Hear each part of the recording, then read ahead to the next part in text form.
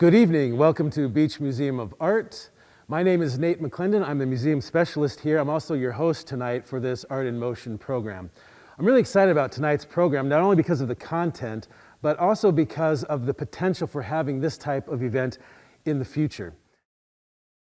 Tonight, I'm going to be taking you through a process, taking principles from a process called visual thinking strategies, also known as VTS, in which I will lead a group of participants through this process of discussions. What VTS is it uses art to foster critical thinking skills, active listening skills, and to build community through dialogue.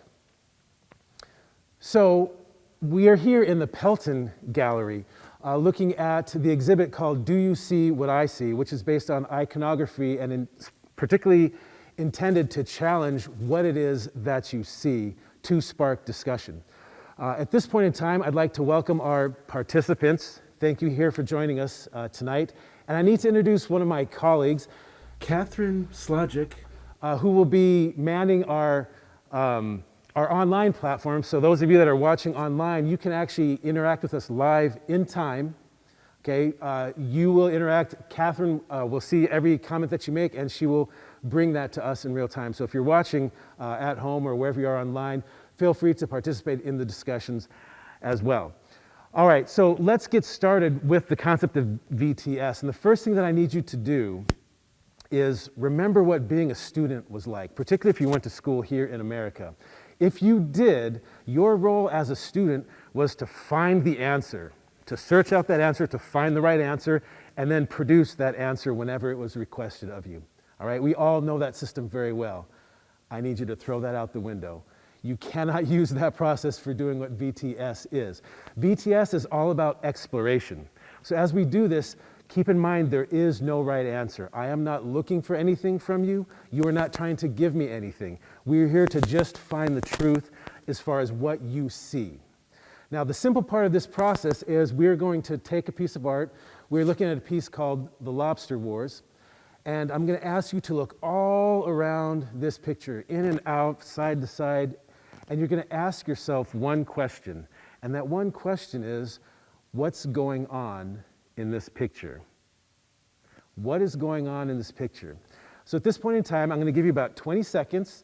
And for those of you online, we're going to go ahead and put the painting up on the screen so you can do the same. Give you about 20 seconds to just look at this picture, and then we're going to come back and answer that question, what is going on in this picture? Feel free if you need to move forward to look up, if you need to see something closer.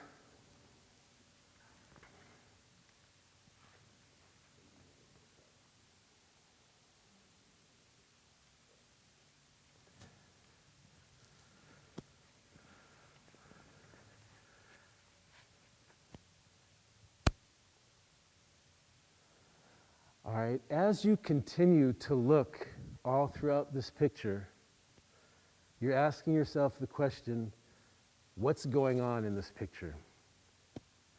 Who can share with me something that they see? Or your answer to that question, what's going on in this picture? Who can share a comment? Yes? So far what I see, what looks to be like a pirate flag. It has like a skull up at the top with with bones and everything. So that reminds me of that it might potentially be a pirate flag. And also I saw some smoke in the background. So maybe this might be maybe like a pirate battle, I think, or like maybe they sunk someone's ship potentially. Okay, so what I hear you seeing and saying is that you're noticing this flag right here, right? And you notice like the skull and bones up here, and to you that connotated a pirate, like a pirate flag. So you're thinking this whole thing feels like pirate to you. And you're comparing that with down over here, you noticing there's some smoke over here. Perhaps there was some type of battle or something like this, that this smoke is related to this flag, all right? What makes you think there might have been a battle? Why would this be a battle? Well, I know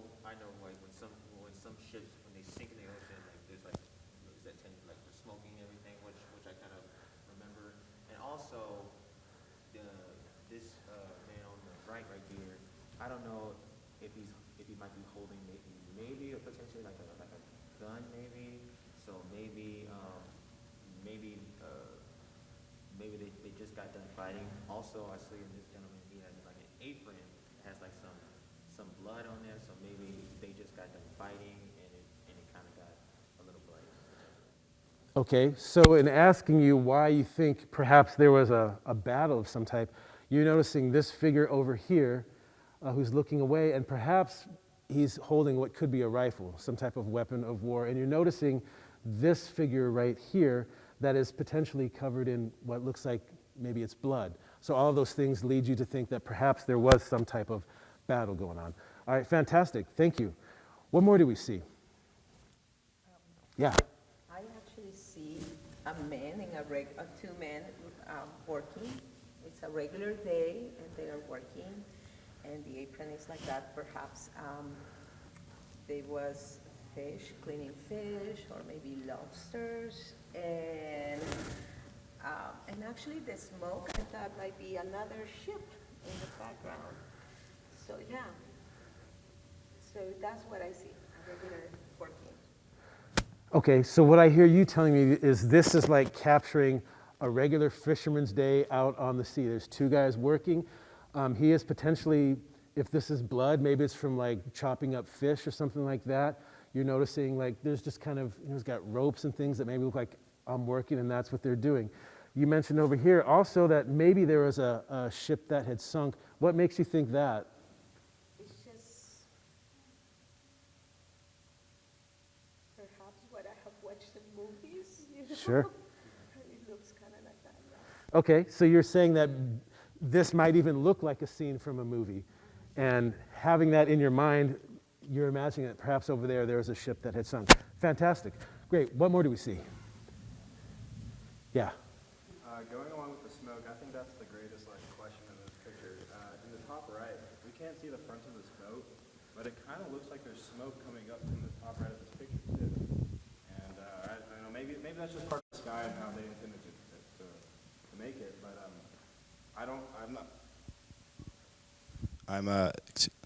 I'm no expert on what boats run off coal or anything like that. I know when I watched the Titanic, it ran off coal. But this doesn't look like anything like the Titanic. So maybe these ships run off coal, and we're seeing a ship coming towards us, maybe to fight for lobster fishing ground. Maybe it is the lobster wars. But that's what I think is going on.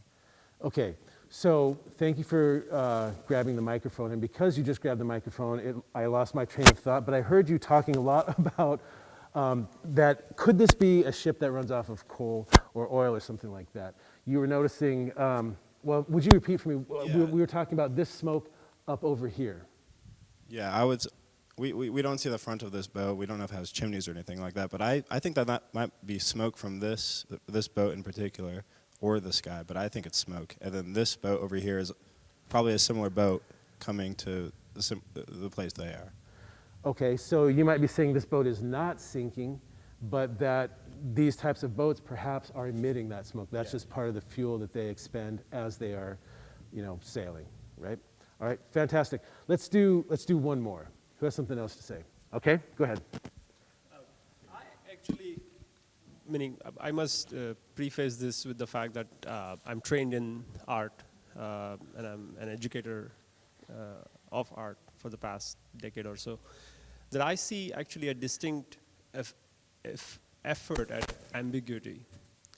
Lots of open-ended interpretations possible based on limited data provided. That's how I would phrase this, because we see blood, but we don't see evidence of fish, for example, or what we would expect as their daily routine. We see smoke, but we don't see evidence of actual harm being done or a regular process of running an engine. And then beyond that, formally, I also see an attempt at jeopardizing our sense of distance and depth, because these ties, for example, if you see right in the middle, if you ignore the rest of the sky, the ties going around, they actually also look like it's against a flat backdrop. I'm kind of imagining it to be like a theatrical scene with a flat backdrop and the front of the ties casting a shadow on the back of the backdrop. And so there is a sense of flatness and theatricality that's almost making this whole scene look like it's posed. The overwhelming problematic or detail that sways our interpretation, and that is of course intentional on the part of the artist, is that skull and bones, which is so ingrained in our brains through media as related to a particular kind of way of doing business, right? Meaning, for personally, as a young child, I was fascinated by ocean travel, especially from 20,000 leagues. And the fact that I've never seen actually like a flag in practice like this. It's only media interpretation, what a pirate is. It kind of shapes everything we see, because that is the first thing we notice as being informative and as being like something that we can say, truly say what that means, right? And that is kind of shaping, and the deliberate inclusion of that, again, is part of, I think, an effort at creating ambiguous, multi sort of directional narratives that are possible based on how we come to this painting. Okay, so thank you. And what I hear you saying is that when you take in this whole picture, the idea of ambiguity is like the main character, if you will, that we have intentionally been set up to not have answers to things. So we're looking at this central figure right here, and we see perhaps blood on his apron, but we don't see any evidence of where that blood came from, right? And there's many things like that. And then you also notice, smoke, but we don't know why. You also notice kind of like the perception, the way this flag is positioned, how it looks flat, making this whole thing look like it's staged or like a theatrical play, as opposed to like literally being out on the ocean and taking a snapshot, that this is maybe staged. And then you talked about maybe the iconography of the pirate symbol there, and how here it's much more practical in its use, very realistic use, as opposed to seeing it in the movies where it's always interpreted a different way than you see it presented here. Does that sound?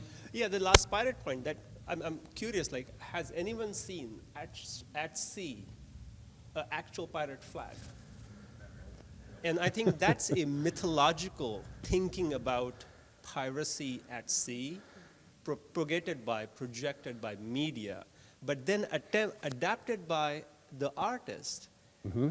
That is what I think is another way of creating ambiguity. Is this like Right. Is this like a parrot from 18th century, 19th century, or what time period? Like, so it's kind of like suddenly a very modern, in my opinion, since Pirates of the Caribbean, a modern symbol appearing on a sort of a disconnected time period. Sure.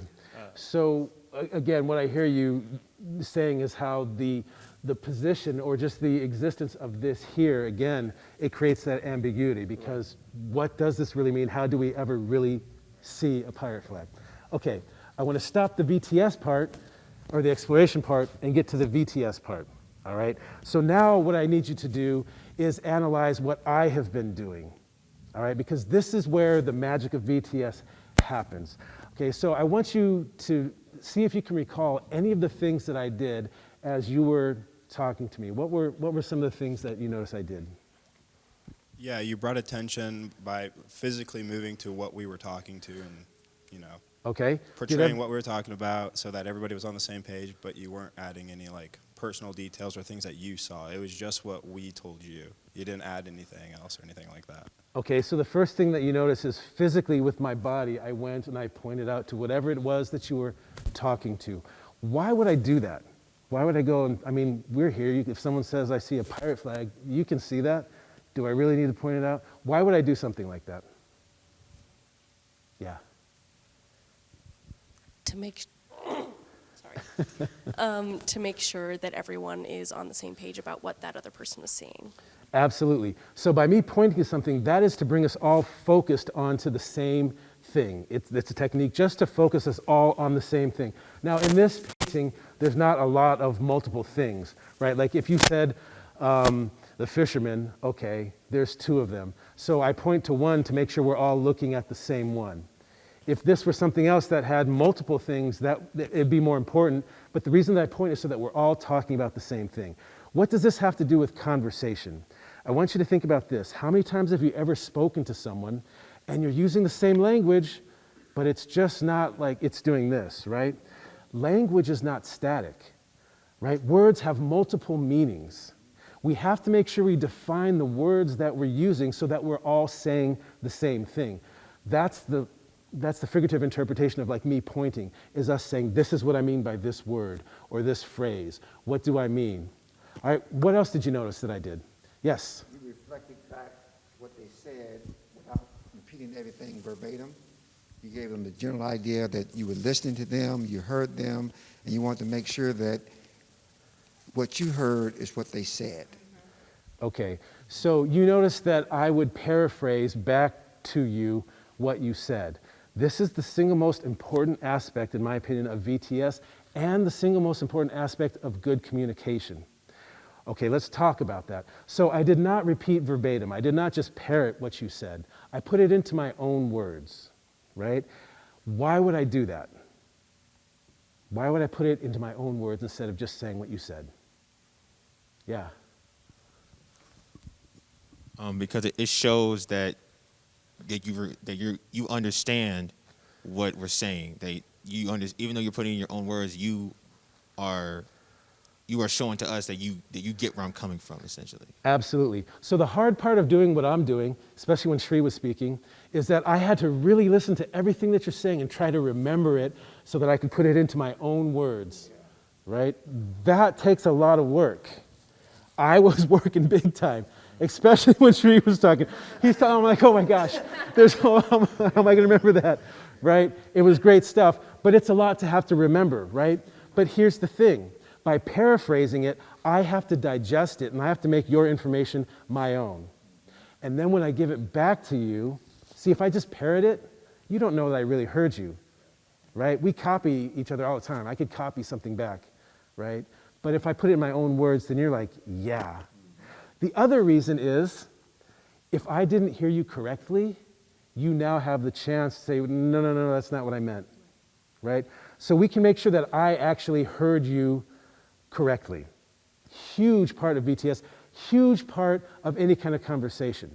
And there's one more thing that's really, really important about this to me, and it's an emotional thing, it's a personal thing. If you want to have good communication, that's all about connecting with another person. Like, communication is really about taking what's in here and putting it in here and letting me wrestle with it and then putting it in, like, just back and forth like that, right? That is a bond, that is a connection between people. By me telling you that what I just heard you say, you now feel heard. You now feel connected to me. If I just parroted it, that's not there. How many of you had a conversation where you didn't feel someone was listening to you?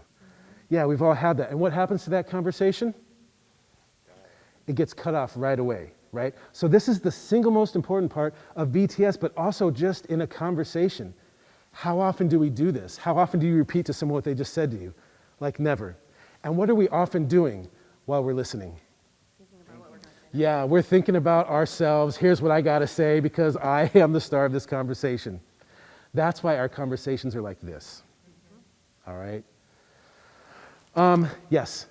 You also affirmed each person. You didn't say, oh, he's from so-and-so, so his words are really important. You made everybody's words important, and you affirmed each person, and you asked them, did I get that right, or something similar?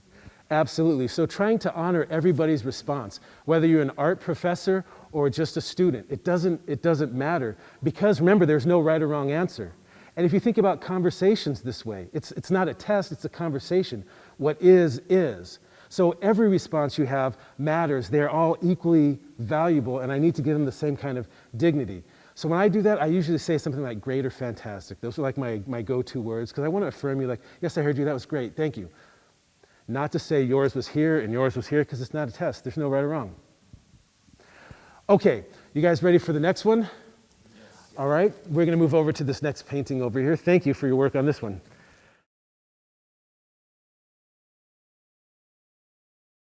Okay, now that we've finished looking at lobster wars, we're going to take a look at the American golfer over here. And it's the same process. You're asking yourself one question: what's going on in this painting? What's going on? So I'm going to give you about another 10, 15 seconds. Look all throughout this, and then we'll come back and answer that question. So go ahead and look throughout.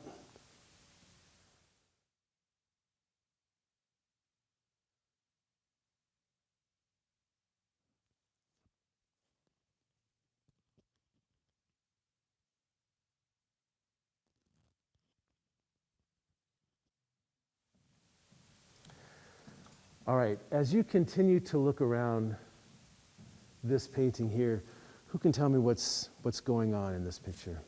Yes. So to me, I see, obviously this guy draws our attention just because he's big and in the center, but to me it also seems like it's maybe a fall day and he's at either like a country club or his house or somewhere just having a good old day golfing, and he might be by himself or he might be doing something with, a business partner since he does have, that nicer outfit on. But I just see, this guy kind of just golfing.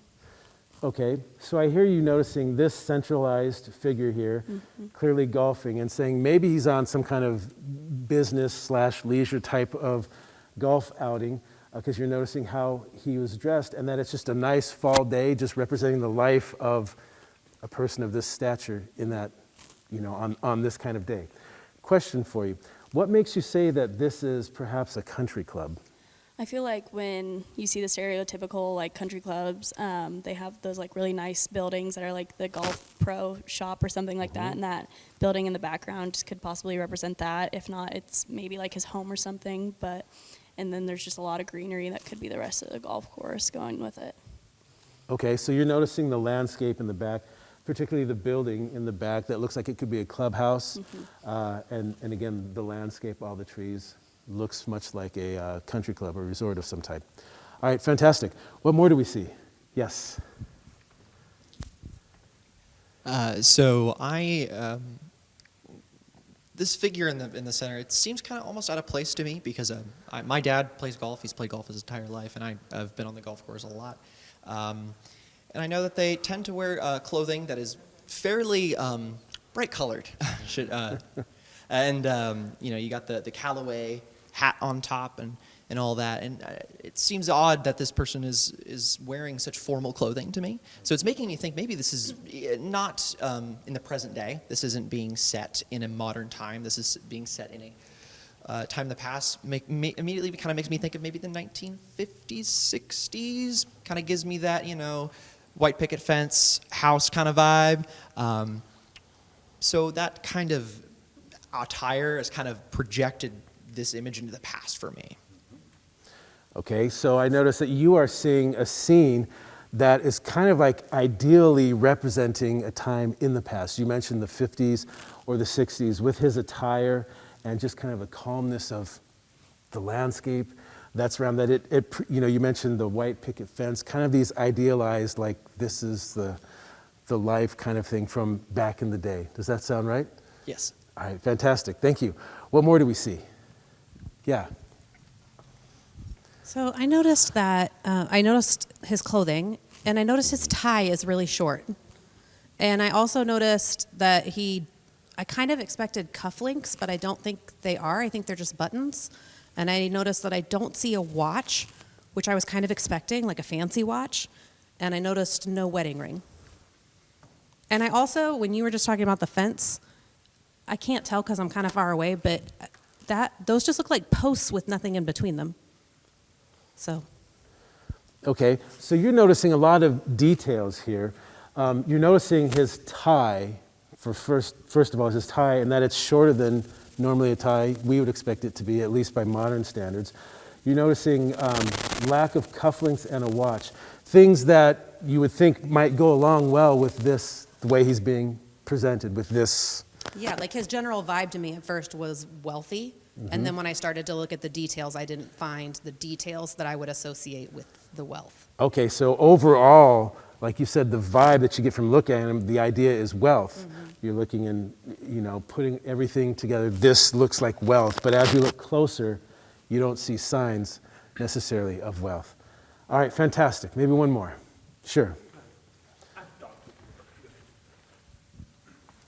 I actually really like what you had to say. As soon as you started describing that, it like totally clicked to me. When I look at this picture, the first thing I thought is like wealth, happiness, a life well lived, serenity. Like his face looks very calm and relaxed, you know.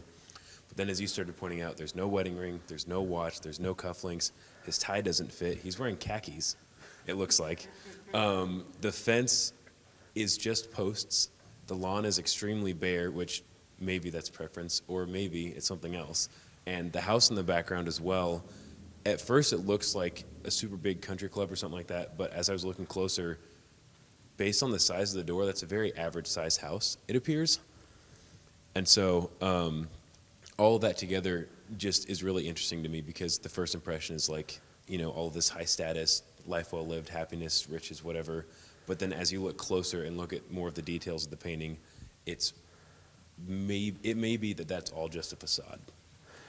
Fantastic. So you are kind of piggybacking on what Kayla had said, that at first we get this idea of prestige or wealth, or like this, like you said, life well lived. But the more you look at details, perhaps there's some kind of conflict, like contrasting that of wealth, that maybe that's not the case, that he doesn't have those things, that the lawn is bare, where maybe if he really were wealthy, there'd be other things there. And you're noticing the house, and that maybe it's not as big as we think it is based on the size of the door.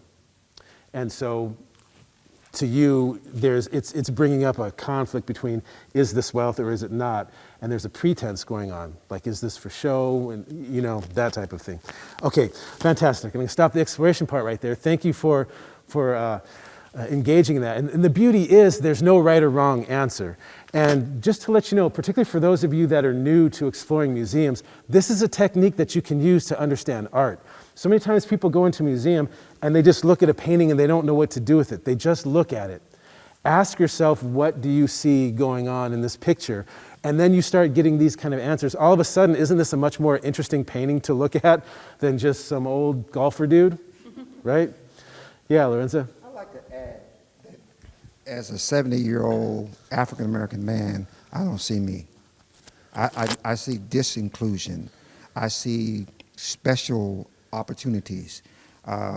It even brings pain to me, because I know what golf was and how long it was before Tiger Woods or Harold Varner or Tony Finau it took to get people like me in that picture. So what specifically here do you see that makes you feel that? White man, just a place that we couldn't, as this young man talked about, look like it's back in the 50s and 60s. It just takes me back to that time, and in that time period, me as a young man, I couldn't be him. Right. Okay, so let me again get into the VTS discussion part of that. Remember we talked about how language isn't static, that words mean different things, so do images, right? And that's the beauty of something like this. White man, golfer, country club looking, like all of those have connotations. They all mean different things to different people. And that's the point, right? Is how do we see this? Do we all see this the same? Now, when I talk about things that I did again, going back to the discussion technique, you'll notice that I said, if your comments prompted this, I would say, what do you see that makes you say that? There's a very specific reason for doing that. In this exercise, as well as in life, you can see and think whatever it is you want to see or think. We have no control over that. Like, those thoughts are your own. That's fantastic. But to have dialogue, I need you to share with me, where do those thoughts come from? Why do you see that? Why do you think that? So, you know, why does this look like wealth to you? Why does it not look like wealth to you? Where does that come from? If you can provide those answers, now you can bring me into your world. Remember I said communication is about taking what's in here and putting it in here. When you tell me why, when you give me your, we call this evidence-based reasoning. When you tell me why you think what you think or see what you see, now I can wrestle with that. Now I can look at things from that perspective. Let me put it this way. We have some parents and we have some children. Not like your children, but you have parents. How many of you have ever been part of a conversation where someone, the parent, said this, Because I said so. Have you ever been in that? Yes. Have you ever been the one that did that, the one that said that? Yes. There's a very specific reason I want you to look at that particular phrase. Now, if someone's, if mom says, I want you to make up your bed, and you say, but why? You're saying, what's your evidence-based reasoning for needing me to make up my bed? Because I'm just going to get right back in it. So why do I need to make it up? What is your logic? What is your reasoning?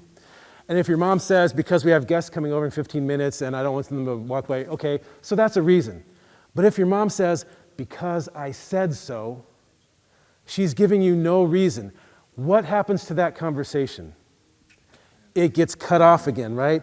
No reason, no evidence reason causes a conversation to stop, right? If you're a parent, you know that this is true because when you say, because I said so, you're saying that because you no longer want to converse. I'm done talking to you because I said so. That's why. We know that when you don't give evidence-based reasoning, when you don't support what you think with your facts, we know that stops conversation. So when we have a dialogue, it's not enough to say, this is what I think, this is my opinion, this is my experience. All those things are great, but why? Why do you feel this way about whatever it is? And this is where we don't get into. And if we're talking about having difficult conversations about sensitive topics, that is the key. Why do I see it this way? We can't expect everyone to see what we see and feel what we feel. What we can do is try to get in their place. Empathy, understanding. That's what this kind of conversation is about. All right, thank you for your work on this one. We're just about getting to the highlight of the evening. You guys ready? I can't wait. So we're going to go visit my friend Max over here. Go ahead and move with me.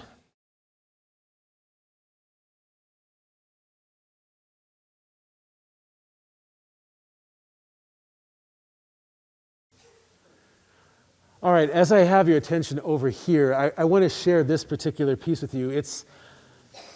I like everything in this exhibit, but this one is just really, really special to me. This is called Max, introducing Max to you. And I just want to take a moment to talk about it. We're not going to VTS it.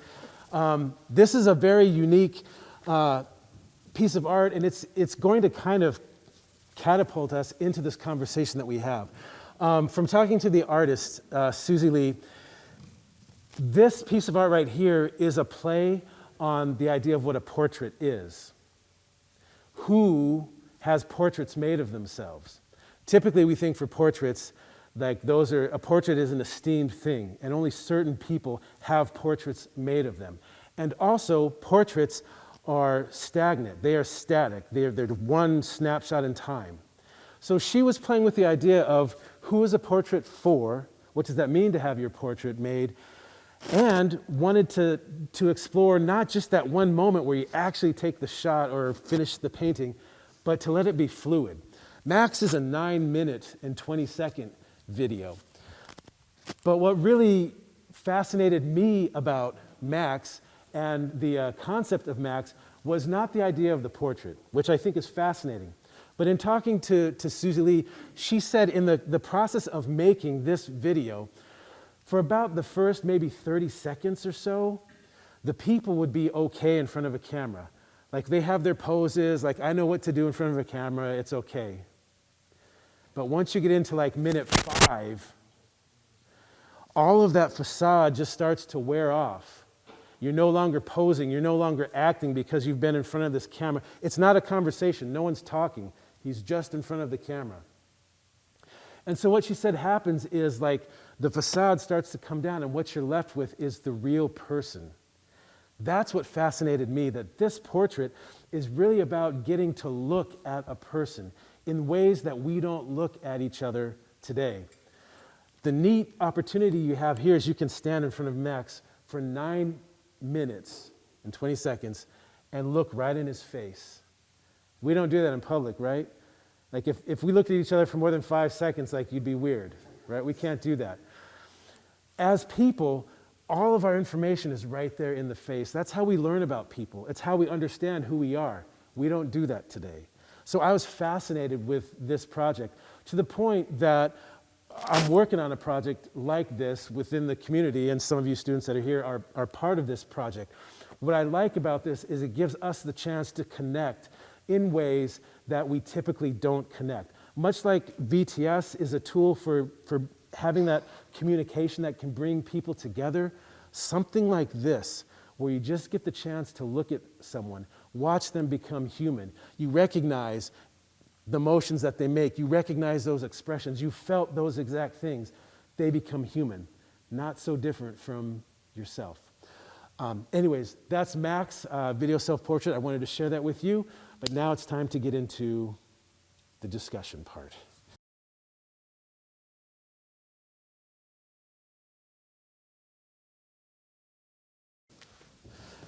So as we are looking at this piece here, Kneeling Flag, and if you're online, you're probably being shown some slides of this as well. I need to let you know the goal of this, and we spoke about this just a little bit before we started tonight. The goal of this program, at least as far as I'm concerned, is I honestly would like to change the way we live. The thing that's really beautiful about Manhattan, I don't know how much you guys think about Manhattan. I've lived here for 20 years. I moved here from Las Vegas, culture shock. But the thing that I find beautiful about a town like this is that it's big enough that there are things here. We have a university, like there's a life, like it's a city, there are things here. But it's small enough that people care, that you can get to know people.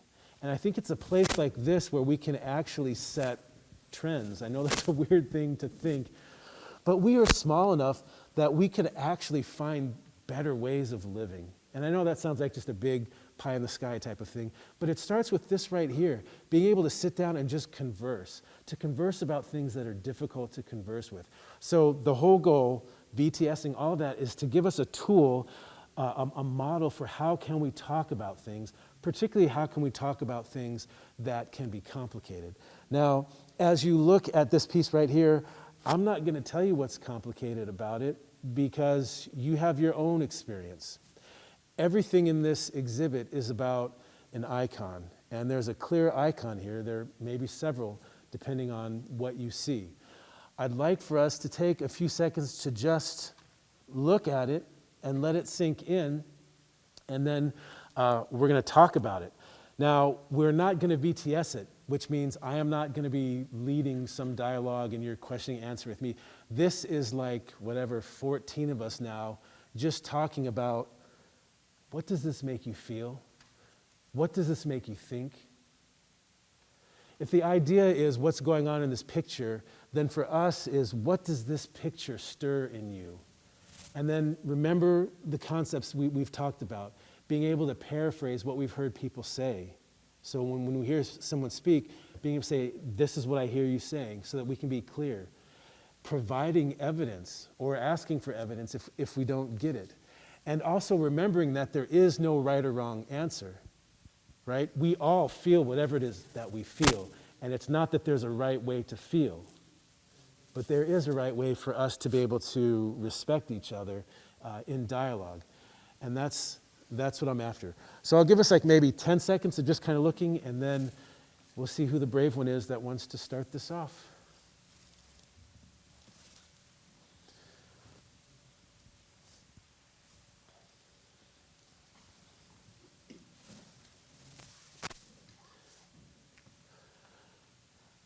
All right, does anyone have initial response to the kneeling flag that they'd like to share? Yes. I would say the one thing that I see, I would say I kind of see how some parts of America are corrupted and how some parts of America are just how America is not perfect. And the kneeling reminds me of Colin Kaepernick and his kneeling to symbolize police brutality against black people. And that's what I kind of see. Right when I first saw this, that reminds me of when Colin Kaepernick when he first took that one knee, and I don't know. I just see just how like just how America is just, even though some people might say we're the greatest country in the world, but we have our issues. We have our issues. So I mean that's what I get when I see this. So part of what I heard you saying is that when you see this, you see how America's not perfect, right? Is there anyone else that can paraphrase something that you heard Kenneth say?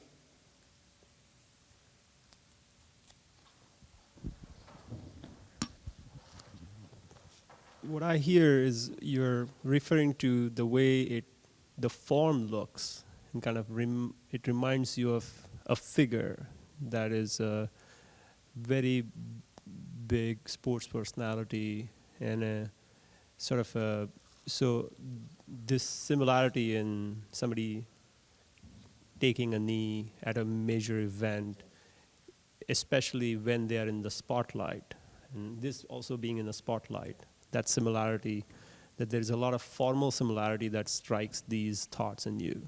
Of course, the title helps realign those as well. And the flag is presented as in a very different way in terms of colors. So that, I think, relates also to maybe a racial experience that you're referring to as well. To add to that, meaning I think what I also feel a little bit about is that I feel I read what you're seeing there. And on top of that, I feel a little confusion about how different it is from the sports legend on the field in this form and this artwork or sculpture, as that I feel that when they are disassociating with the procedure, with what everybody else is aligning with, which is the national anthem, right? They are saying, I'm not participating, or I am pulling back, right? What confuses me looking at the artwork is why is that entity that is supposed to be pulling away from participating is now embodying the flag itself. That's what is the contrast or contradiction that I see because I want to read what you're reading, but then the flag stops me in a way, because I see, well, why is this entity embodying now the thing that the entity that we are referring is trying to disassociate himself from, right? So that's the kind of thing. Like I want to see what you're seeing, and then the imprint is not helping. Yeah. So one of the interesting things that happens in this kind of dialogue happens in VTS2 is when you hear one person sharing what it is that they experience, it shapes your experience too. You start to see things that maybe you hadn't seen before, or feel things that you haven't felt before. And certainly expect that to happen as we dialogue. Does anyone want to try taking a stab at paraphrasing what Shri sees? Yeah, so I found what you said fascinating, Shri. It was very transformative in how I saw this work. And so to paraphrase, you are kind of built on what Kenneth has said about the corruption in America by adding a sense of confusion and trying to see that perspective, but ultimately not seeing yourself be able to fully reach that because of the image that has been projected on to the figure, seeming to contradict the very idea that is being trying to be conveyed. And I also saw that in a less coherent way than you put it when I first saw this. But as I kind of reflect on what you said, this confusion is kind of, for me to add on, is kind of turned into a sort of, don't mean to bring the mood down, it kind of makes me feel a little bit of a despair. And that despite being a significant disruption, civil disobedience in a way, it is still operating within the framework of American rhetoric. We are still existent within the structures that contain the protest, the disobedience. And it's making me feel kind of sad. But it's really allowing me to kind of reflect on how those actions, how protest rhetoric can operate in relation to community, right? And in this case, a super community, a country, an idea of a country, I should say.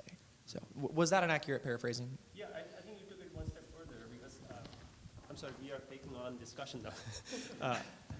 I think the thing that you talked about in terms of the system as if engulfing the protest against that system, and that, meaning that's what I'm reading as being a hopeless moment in a way, because it seems that the protest is the way it is embodied or the way it is appearing in the artwork, that the system has also captured its own critique, that it's not allowing critique to exist outside, which then it has to encounter, face, and respond, that it has taken the shape. If I may take this one step further, this is how capital has always operated around the world, that it has always engulfed any critique of itself, right, including our concerns with ecology and environment, that the market-based rhetoric is exactly identical in terms of functioning, so that it always will incorporate, it always will invite and make the critique of itself part of the system, which then is very difficult to fundamentally change anything in that circumstance. So here's a perfect point to ask the question, what do you see that makes you say that? You mentioned capital, and excuse me, that this is the way capital works. What makes you say that this is the way capital works? For example, if you think about in our current social dialogue, the way we tend to address issues that have arisen or that directly relate to the way we consume things, oftentimes the solution on a problem of that kind is posed in some other matter of consumption, rather than saying, stop consuming. Sure. Cut back consuming. No, you just have to consume differently. Recycle, right? Don't stop consuming, just recycle, right? And that is a strategy that that our current society operates under. This power structure of the society, not necessarily the society itself, is to make sure that you address the critique or incorporate the critique inside, so that there is no real fracture, fundamental fracture to the system at place. Right, and so summarizing that, I hear you saying, particularly with capital, like we solve problems by consuming, and whenever there's a new problem, we consume our way out of that. Exactly. Which is obviously, meaning scientifically proven to be impossible. Sure. Like carbon trade, for example. Right. If you look at any popular solutions presented, which are technocratic, that obviously don't attend to the fact that we have to just do the math in terms of what we are proposing and what is the long-term effect, and take a different direction than what we have always taken. Sure. But because the system is so brilliant in that it can incorporate its own critique, it has been difficult to completely abolish it. Great. So what more do we see as we're looking at this right here? I have a thought. You want to speak? I saw Mr. Kaepernick reaching out to white America and to tell white America that it's not the system that I'm concerned about, it's you and what you're doing in the system. Because if we're going to change racism and these disparities, it has to start with you. You're the power broker. And you have capital that you're not using because you bow down to the other capital. And you've minimized your capital. And you're not engaging and humbling yourself like he did. It cost him. He was a quarterback with a job. And because he kneeled, he was willing to pay the price to address the system. And he's asking white America to bow down and to invest yourself at cost. And that gets into vulnerability and all those other things. But if we want change to happen, we got to, he did it nationally to make it personal. So personal capital, you see yourself as a system to change the larger system. So I have my own. You look at this and you see this as Colin Kaepernick's plea to white America, but not the structure, the individual. Yes. Like a plea to individual people to say, we can do better, we can fix that. What makes you believe that's what Colin is saying, that that's what his thoughts are? Like what makes you arrive at that point? Because Colin Kaepernick has risen to a place in society as identified as a black man, and he knows what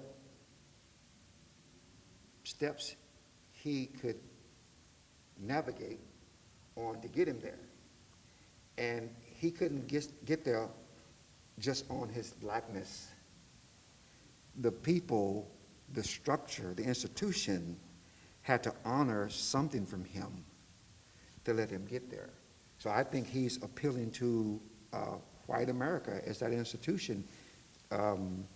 You're blocking me and you don't know it because you're just not engaging yourself where you are in what area that you is to make those changes. And I ask because, some people would say he's appealing to the system or the media or something bigger, and you're saying he's specifically trying to make a personal appeal to people. And I wanted to hear more why you thought that. What other thoughts do we have? Yes.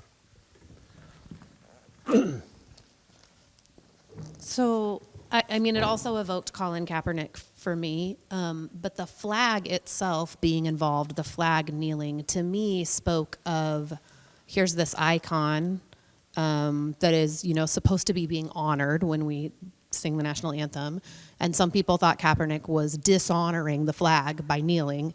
Here's the flag itself kneeling in solidarity with Kaepernick. So almost like, so I've seen artwork of like Lady Liberty crying or something, right? Like here's the flag kneeling down in solidarity with Kaepernick's statement was what I saw. The other thing that I was really intrigued by the color, which, and the fact that it looks kind of like the black on black is almost like a shadow or a translucent kind of effect, which I don't know, was interesting. But the other thing that the black of the flag evoked for me was flags when they're black and blue as a symbol for like supporting the police, which obviously is like at the center of everything that was going on with Kaepernick. So that was an interesting kind of, I wasn't expecting those two things to be evoked in me together in this one symbol. Anyone want a shot at paraphrasing that? I actually had a little bit about the color of the flag as well before I Sure. paraphrase. This kind of reminds me of a military flag, like something that like soldiers would wear on their uniforms, and that made me think of that because that's just where I'd seen this before. That maybe that like fighting for our freedoms to be able to express our opinions in this type of way, and that the color of this flag represents soldiers and just protecting our freedom so that we can have discussions like this and other things like that.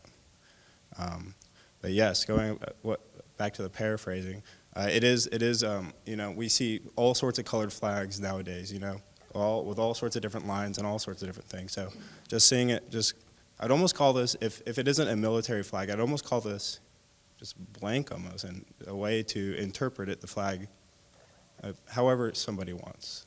And that's kind of how I'm looking at it. It's fascinating. Anyone else want to share an idea? Sure. Okay, so I have been in the States for 30 years. I'm originally from Peru, and my idea about the United States was always a great nation. So I came with that schemata to the States. So what I see here, I see pain. The black, to me, is pain. Pain of everything that this country has gone through, pain for the wars, and that goes back to the military, the wars that we had to fight for our freedom. But I see also, as a minority, the pain of citizens, in my case, Hispanics or African American or Indigenous American, that oppression. I see oppression, and it's almost like it's the oppression, and that is the reason why this flag that everyone says, wow, the United States, you know, coming from Peru, is oppressed, and that's the reason why it's kneeling rather than being a whole flag.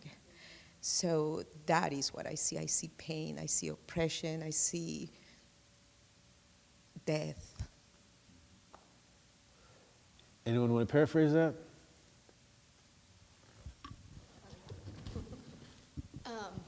Kind of to paraphrase with that too, I also saw it as kind of, you know, not even black and white, it's black and gray. It's, you know, worse than black and white. And for me, what it made me think of is I had a really close childhood friend whose dad was in the military our whole entire lives, and he passed away when we were in high school. And I went to that funeral, and I'd never been to a funeral that was military funeral and, you know, what it was. And all of a sudden this flag, you know, being handed to his crying wife, to me, like, became really dull. You know, as a child, you're seeing, like, the flag and freedom, and it's happy, it's the 4th of July and all these things. And I think for the first time it clicked for me then that it wasn't all those things. And I think we've only seen that get worse with everything that you guys have all mentioned too. Yeah, I thought it was really interesting you mentioned that the color was a symbol of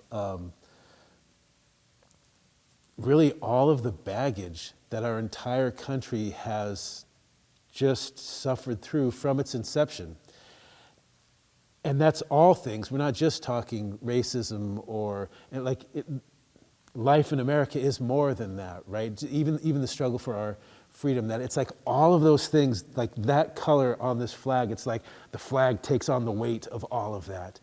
And then you mentioned that it's kneeling, almost like so heavy to carry all of this stuff that it means to be, you know, in America or an American, and that the kneeling is almost, again, just kneeling under that weight.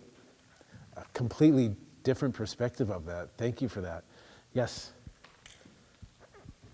So when I saw the black, I actually thought about like the color wheel and how the color black is made by every single color, and how I think that maybe this could be representing how every person should be kneeling in order to fix the systematic problems that we have in America.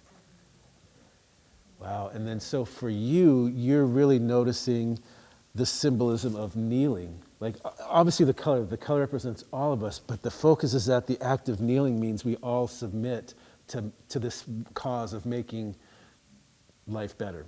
Is that what I hear you Yes. saying? Yeah, fantastic. Yes?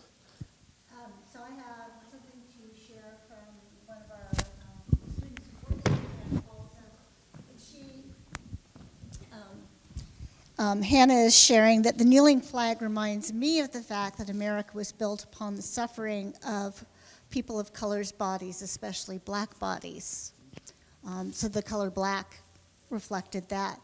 I also had a comment from one of our guests asking, and perhaps some of the participants can respond to this, is, did knowing the title of the piece influence you in what you saw or what you started to think? If you had not heard the title, would you have seen this perhaps differently?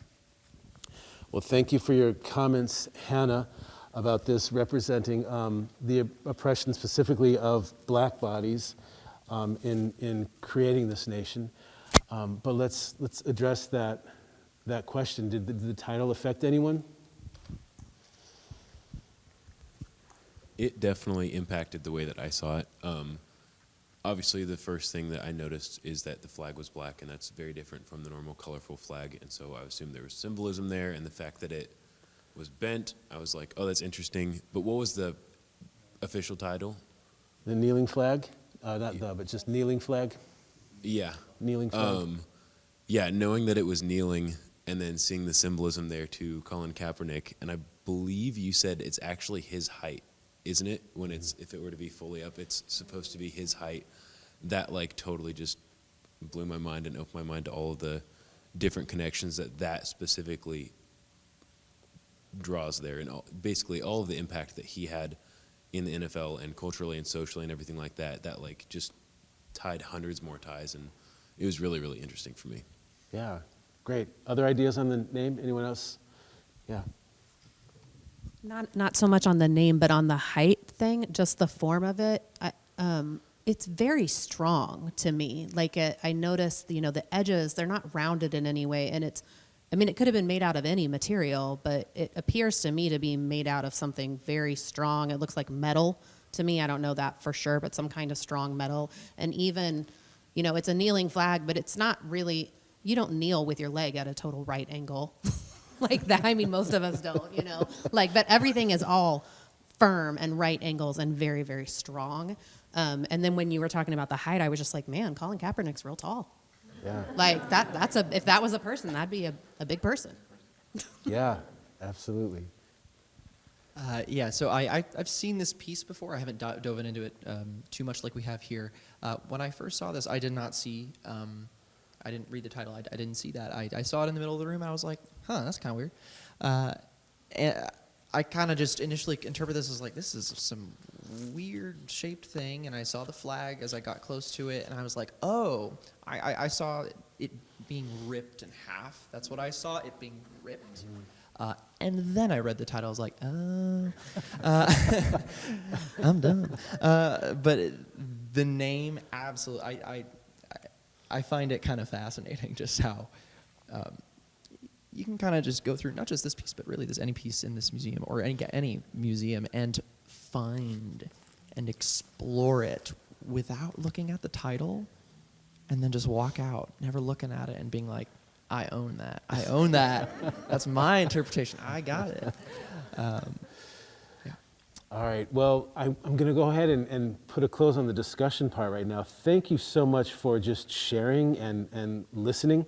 I do have some closing thoughts, but before we get into that, I want to introduce you to one of our curators here at Beach Museum and the curator of this exhibit, Do You See What I See, Miss Eileen Wong. Hi, everyone. I've so enjoyed listening to you guys talk about all these works here, and just really wanted to jump in, but this is your moment, and so I give it to you. But I have always been, for a long time, fascinated with familiar objects and iconic symbols that everyone recognizes instantly, and yet interpret or see it differently.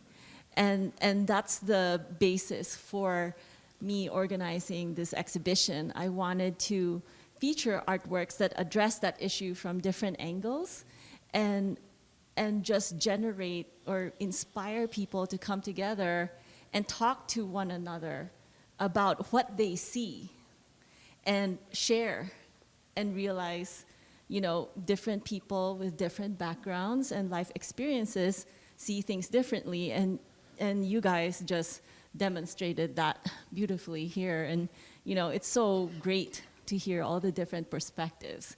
And as you can see on the floor, there's the phrase, let's talk. So this is what this exhibition is all about.